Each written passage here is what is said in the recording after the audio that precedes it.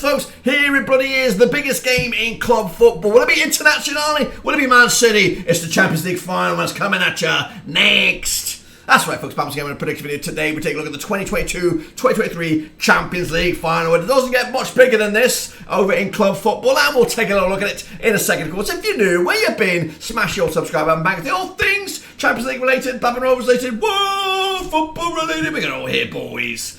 Under one Ruski, that's right. City looking to do, well, they're on the cards for a potential treble. They've just been confirmed as Premier League winners. They've got the FA Cup and this still to be done. Of course, will they do it? Standing in the way are Internazionale, of course. Didn't get over the line in Serie A, but of course they could still, I think they're in the mix for another trophy. They could do them double themselves. We'll take a little look in a second. Of course, if you're new, where you've been, subscribe, of course. And a big shout out to my VIPs. They are the patrons. Let's get into it. That's right. We'll take a little look at the journey for both of these sets of clubs in the Champions League. So we're going to start right here, right now, with the groups. We'll turn the clock back to September and of course, all the way through.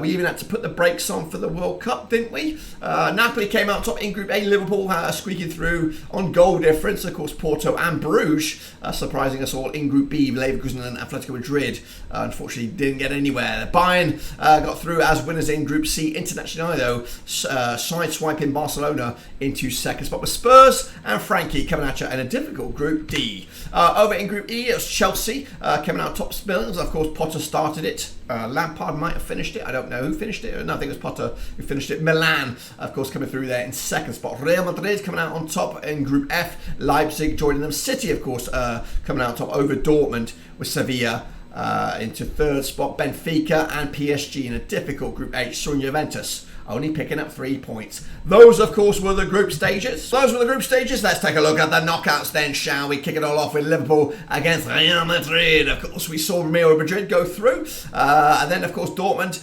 Chelsea, the winners of that were going to be the next opposition. Chelsea go through as well. Leipzig against City was another one of the knockout stage games. Last 16. City coming out on top to set up a zinger as Bayern took out PS Bloody G. Meanwhile, on the other side of the bracket, Milan took out Spurs to set up an Italian crunch clash with soon-to-be champions of Italy, Napoli, as they took out Frankfurt. Meanwhile, Bruges couldn't get past Benfica, who were joined Internazionale in the next round after they took care of business against Porto. So next up, Real Madrid against Chelsea. Saw Madrid go through to a tasty semi-final against Man City, who ousted the German champions of last year. Meanwhile, Milan knocked out Napoli to set a City rivalry there. City semi-final, which of course would bring Italy to a close as Internazionale beat Benfica to join them in the semi-finals. And then, of course, we now know who, of course, made it through to the final with Man City and, of course, Internazionale. So let's take a little look at these two sides then as they set up what is going to be an absolute zinger of our final. It is, of course, City against Internazionale. Where am I? I'm right here, boys. I'm right here. So let's take a look at this game then, shall we? Coming at you on the 10th of June. Still a little bit away, but of course, let's build up to it at the Atarak Olympic Stadium over in Turkey. City, of course, 92% form for them right now as of recording. Of course, managed by Pep Guardiola. Up against Internazionale, 83% form for them. Just one defeat at the past 6, managed by Simone Inzaghi, of course. Played each other twice since 2010, one win apiece. Of course, biggest win for City, 3-0 win, the biggest win the other way, also a 3-0 win. In fact, both sides have scored just 3 goals against each other since 2010, 1.5 goals a game ratio for both sides. Of course, the last time they played each other, in fact, what I just said, might even want to forget about that because they were both friendly games. So they haven't played each other in actual real deal competition in recent times anyway. So, but Man City most recently with a 1-0 win over Chelsea. In fact, they're coming at you right here, right now. As I recorded, 3 clean sheets on the spin. Inter, though, did lose to champions-elect or recently confirmed champions Napoli, 3-1 loss. Then prior to that, though, the big win over AC Milan. Heading into this, of course, prior to this game, of course, this will be the cherry on top For both City and Internazionale. Inter are taking on Fiorentina in the Coppa Italia final. They could themselves bring home a piece of silverware regardless of the outcome of this result. And then they've got a couple of games in Serie A to wrap it up against Atalanta and Torino. Meanwhile, City will take on Brighton, Brentford, and then Man United in the FA Cup final. And before they, of course, come to Turkey for this one. What about the goals, though, in this campaign? If you look on one side of the coin, City have been free scoring with the likes of Haaland, picking up 12 goals on his own, with the likes of Internazionale's goal scoring hopes rely on Dzeko, got 4 goals, Lukaku with 3, that makes 7, Barella with 3, that makes 10, so 3 players equate to less goals than one man for Man City. So that's probably puts the writing on the wall for this one, you would probably imagine. But coming at you though, let's take a look at the cold hard facts right here. The cold hard facts from the bookies. It's 5-2 on. City are overwhelming favourites. 11-2 is your Internazionale. Is there any hope and dreams or belief that Internazionale could do it? 15-4 is the draw. That's of course over 90 minutes. But if you want to take a look at the cold hard facts, whether it's within 90, whether it's within extra time, whether it is penalties, 5-1 on. City are favoured to win this one. 7-2 is your Internazionale. That's the cold hard fact. Now, I have done my own simulation video where I simulated this final between the two sides 100 times, and I got my own outcomes on that. So make sure you check that video out as well. That, of course, will bring a major spotlight on maybe your own prediction on this one. But if we are going to realistically have a look at this, and if I'm put in a pinch, and you know I've got to make the right call on this one, or my kids have no shoes, you know what I mean? We got to get this right. You either you get this right and you know have everything you want in the world, or if you get it wrong, you're going to be living in a pile of shit and all sorts of horrific stuff coming. If I'm pushed in a corner and I got to get this right, you're going to go with Man City, aren't you? The bookies are on it. The form is on it. City are just an incredible team. Morally, footballing sense-wise, of course, this is a team that's, this pines me. It pines a lot of other traditional football fans around the world. The PSGs, the Cities, and perhaps even the Newcastle Uniteds in the future, 5-10 years down the road. This does stink. It stinks bad, right to the core, and we love it. We love it whenever Manchester City fail. We do, because money seems to trump everything. I've been anti-City this whole way. Whoever they've been playing on, I'm hoping I've got my lucky bamboo hat on, or whatever it is, my rabbit's foot in my mouth, whatever. I'm all over the place. I'm hoping to see Man City fail.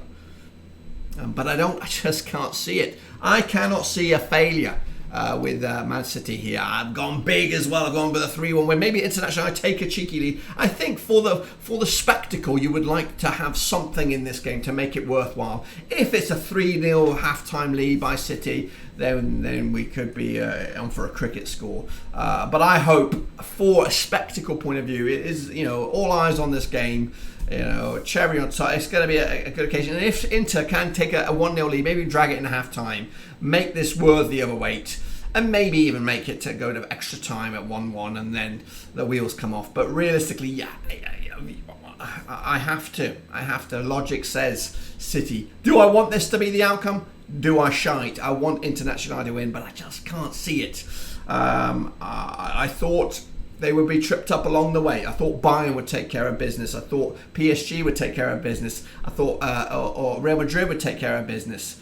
So no, they've played the best. Now they're playing the rest, and I think it would be an insult to City if they were to lose this one. Everything's against them. Everything's for them. It would be fantastic. It would be a nail-biting spectacular if Inter could drag this past 75 minutes with a lead.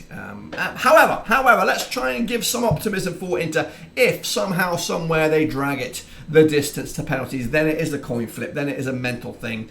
And then that's when I think Man City will feel the pinch. I think they'll go into this with their heads held high, puffed up chest, tails up, you know what I mean? They will come into this feeling confident. But if They cannot get it done within 90 minutes, and it has to go to extra time. The burden, the weight of the oil tycoons, the weight of the Premier League, the weight of expectation on Pep Guardiola will get to them, and I think International will have a chance. They won. They've got a Champions League within the last 15, 20 years. City have none. They need this. This is the what's the sense of the resistance or whatever. It's the cherry on top for Pep Guardiola, and it could actually be a blessing in disguise for the Premier League. Pep might think his job is done with this Champions League and move on, and then who is the next guy to come in? Who is the future Pep Guardiola? You know what I mean? It could be a chance for him to go to Italy, to go to PSG, and try and win the Champions League somewhere else. So this could be a blessing in disguise for the Premier League, because I think Pep, despite his love and affiliation for City and his love for the Premier League, recently said good comments about the playoffs and how intense it can be, and something that you don't see anywhere else. But it could be his chance to move on, and we may see another managerial merry-go-round courtesy of this victory. That's just my take. Let me know your thoughts and opinions about this. We'll be back, of course, covering this game each and every way. Of course, looking forward to the next season's Champions League, and of course that will be within a couple of days, really. The playoffs, the qualifying begins. We'll be here from the get-go all the way through to the final, hopefully with no major addition. I've got to go back. I've got a final graphic to show you. That, my friends, is how I see it. The Champions League going to City for the first time. Won't be the last time as well, but that's how I envisage the final, unfortunately. Anyway, that's my take on it. Of course, let me know your thoughts and opinions down below, Twitter, Twitch, Facebook, and all that kind of jazz. I'll see you soon, guys, for the next one, whenever that is.